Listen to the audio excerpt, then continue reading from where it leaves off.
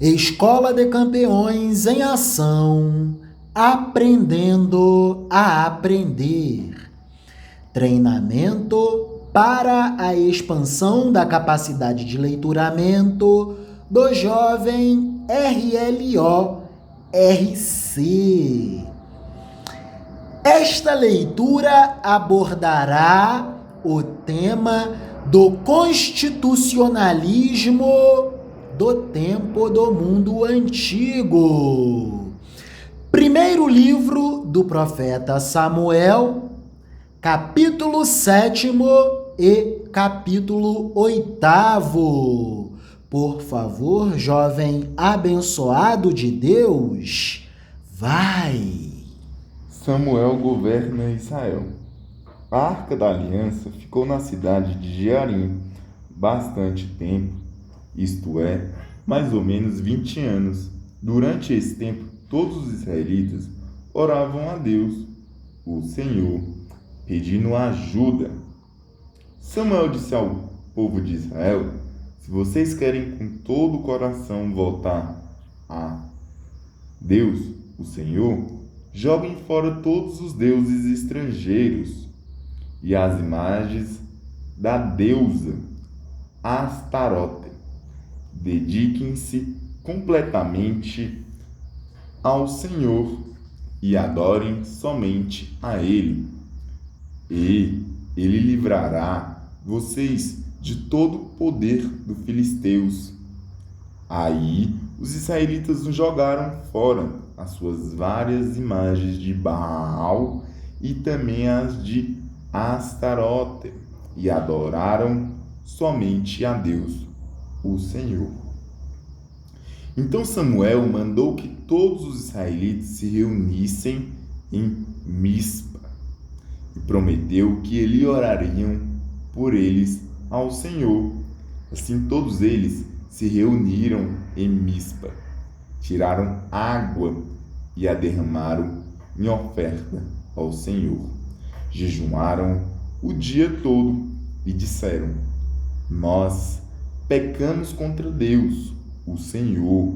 E ali em Mispa, Samuel julgava e governava o povo de Israel. Quando os filisteus souberam que os israelitas haviam se reunido em Mispa, os 5 governadores filisteus saíram com seus homens para atacá-los. Os israelitas souberam disso e ficaram com medo e disseram a Samuel: não parem de orar ao Senhor, o nosso Deus, pedindo que Ele nos livre do domínio dos filisteus. Então Samuel matou um carneirinho e queimou todo ele como sacrifício a Deus, o Senhor. Pediu que o Senhor ajudasse o povo de Israel, e ele respondeu à sua oração.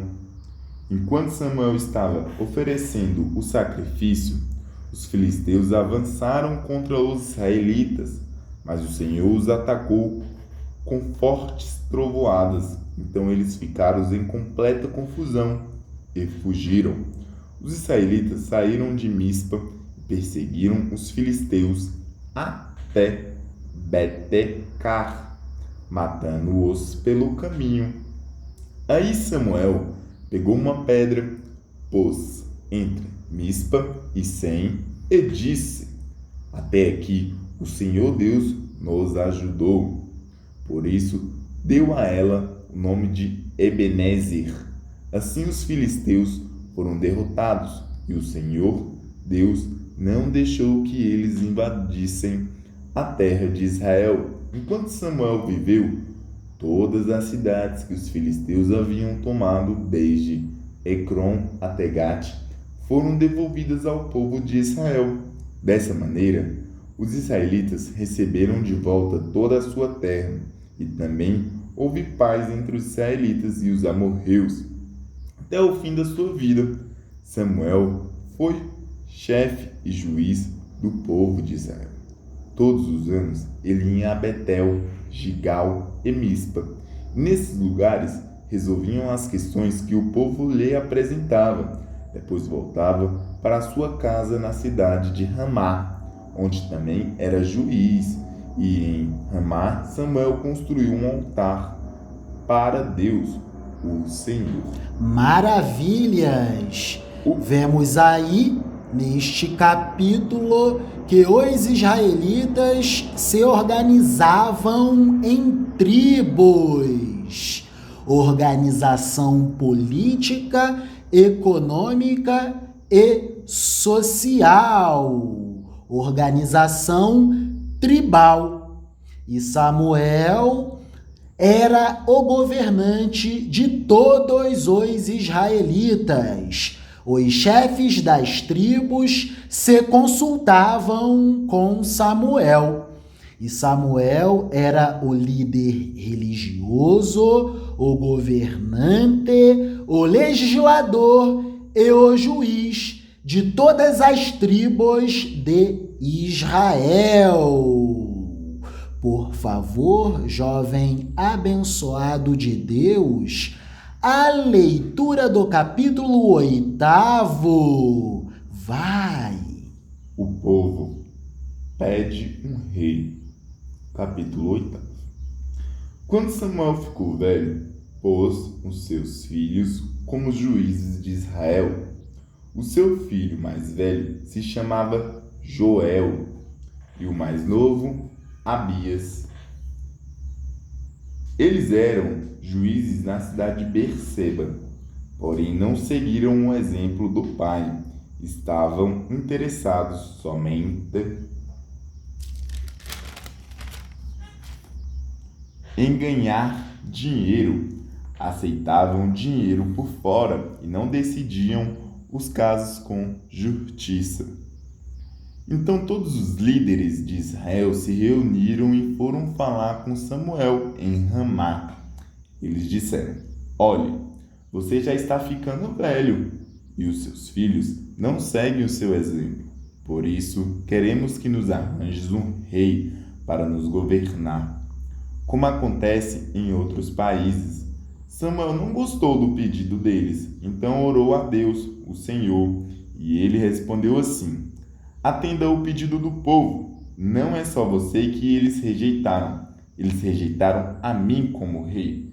Desde que eu os trouxe do Egito, eles sempre me têm abandonado e têm adorado outros deuses. Agora estão fazendo com você o que sempre fizeram comigo. Portanto, atenda o pedido deles, mas avise essa gente, explicando com toda a clareza como o rei vai tratá-los. Então Samuel explicou ao povo tudo o que o Senhor lhe tinha dito.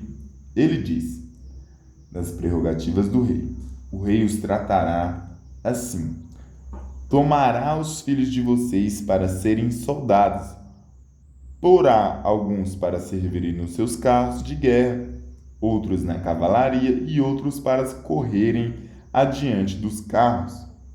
Colocará algum deles como oficiais encarregados de 1.000 soldados e outros encarregados de 50. Os seus filhos terão de cultivar as terras deles, fazerá as suas colheitas e fabricar as suas armas e equipamentos para os seus carros de guerra. Os filhos de vocês terão de preparar os perfumes do rei e trabalhar como suas cozinheiras e padeiras. Ele tomará de vocês os melhores campos, plantações de uvas, bosques de oliveiras e dará tudo aos seus funcionários. Ficará com a 10ª parte dos cereais e das uvas para dar aos funcionários da corte e aos outros funcionários. Tomará também os empregados de vocês, o melhor gado e os melhores jumentos para trabalharem para ele. E ficará com a 10ª parte dos rebanhos de vocês, e vocês serão seus escravos. Quando isso acontecer, vocês chorarão amargamente por causa do rei que escolheram. Porém, o Senhor Deus não ouvirá suas queixas, mas o povo não se importou com o aviso de Samuel. Pelo contrário, eles disseram: não adianta, nós queremos um rei. Queremos ser como as outras nações, queremos ter um rei para nos governar, para nos dirigir na guerra e lutar em nossas batalhas. Samuel ouviu o que eles disseram e então foi e contou tudo a Deus, o Senhor. Ele respondeu: faça o que eles querem, dê a eles um rei. Aí Samuel pediu a todos os homens de Israel que voltassem para casa. Maravilha! Eis um exemplo de evolução do processo do constitucionalismo dentro do contexto do mundo antigo. Povo de Israel. Transição de um regime de organização social tribal para um regime monárquico. E Samuel avisando ao povo: ter um rei não traz vantagem alguma. Vocês pagarão tributos para o rei e serão escravos guerreiros nas guerras que o rei declarar. Captou, jovem abençoado do Altíssimo? Positivo, com É certeza. o processo do constitucionalismo dentro do contexto do mundo antigo. Para finalizar, o que você trará para nós? O livro do curso de Direito Constitucional do autor Silvio Mota, Teoria, Jurisprudências e Questões. Algumas noções iniciais: a natureza gregária do homem e seu efeito jurídico. Por que razão abdicamos de nosso tempo, bens e liberdade para viver em companhia de outros humanos, quando, se vivêssemos sós, poderíamos ter completa liberdade? Por que, ao mesmo tempo em que abdicamos de direitos, obtemos em troca algumas vantagens e privilégios? Os privilégios da convivência, privilégios e perdas fazem parte da vida em grupo. Quando as desvantagens são superiores às vantagens, semeiam-se a revolução. Quando os benefícios superam as perdas, temos a possibilidade de construir uma sociedade livre. A ideia de pátria tem como uma de suas fontes o desejo do homem de encontrar esse espaço onde possa trabalhar e viver em segurança, dividindo o ônus de manter uma estrutura comum que lhe proporcione paz e tranquilidade com um custo aceitável. O bis homo ibi jus, como diziam os romanos, onde existem homens, haverá direito. Quando falamos em direito, referimos-nos não necessariamente a leis escritas, mas às regras de conduta geral estabelecidas por um ou mais integrantes do grupo, obrigatórias e cuja obediência é mantida por meios pacíficos ou até mesmo pela coação. Todo grupo social cria suas regras de convivência. Quando os grupos foram aumentando, tornou-se cada vez mais necessário dividir as tarefas e, para os governantes, criar alguma organização. Tornou-se também fundamental, desde o primeiro homem que, mais forte ou inteligente, assumiu o comando do grupo. Já havia as 3 funções básicas: criar as regras, executá-las e decidir eventuais litígios no seio do grupo.